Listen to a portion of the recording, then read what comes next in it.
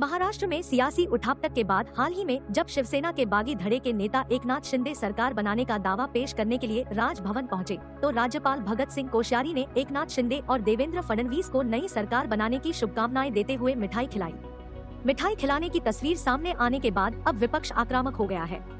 महाविकास अघाड़ी सरकार में घटक और एनसीपी अध्यक्ष शरद पवार ने तो ट्वीट कर बकायदा राज्यपाल पर तंज ही कस दिया है। शरद पवार ने ट्वीट में यह लिखा।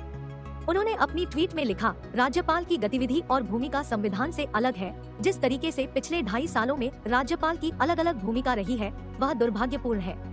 1967 से मैंने खुद शपथ लेते हुए और कई नई सरकार बनते हुए देखी, लेकिन कभी किसी राज्यपाल ने मिठाई नहीं खिलाई।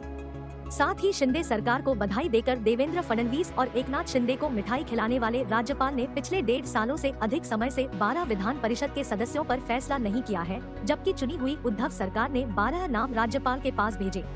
अब सुनने में आ रहा है कि नई सरकार बनते ही 12 नामों पर फैसला जल्दी हो सकता है।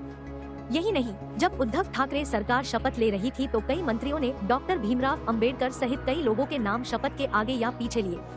इस पर राज्यपाल ने आपत्ति जताई और मेरे नाम का जिक्र करते हुए उन्हें फिर से शपथ दिलाई गई। लेकिन एकनाथ शिंदे जब मुख्यमंत्री पद की शपथ ले रहे थे तो उन्होंने बाबा साहब का नाम लिया, लेकिन राज्यपाल की तरफ से कोई भी आपत्ति नहीं दर्ज कराई गई। इससे साफ होता है कि राज्यपाल किस तरीके से काम कर रहे हैं।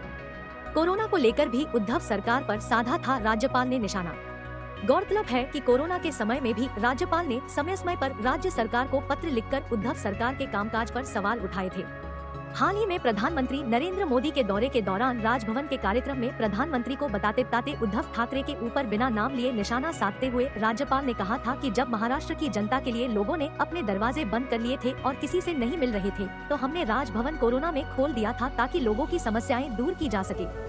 इससे भी विपक्ष काफी नाराज हो गया था। अब फिर एक बार मिठाई खिलाने की तस्वीर ने विपक्ष को राज्यपाल पर हमला करने का मौका दे दिया है।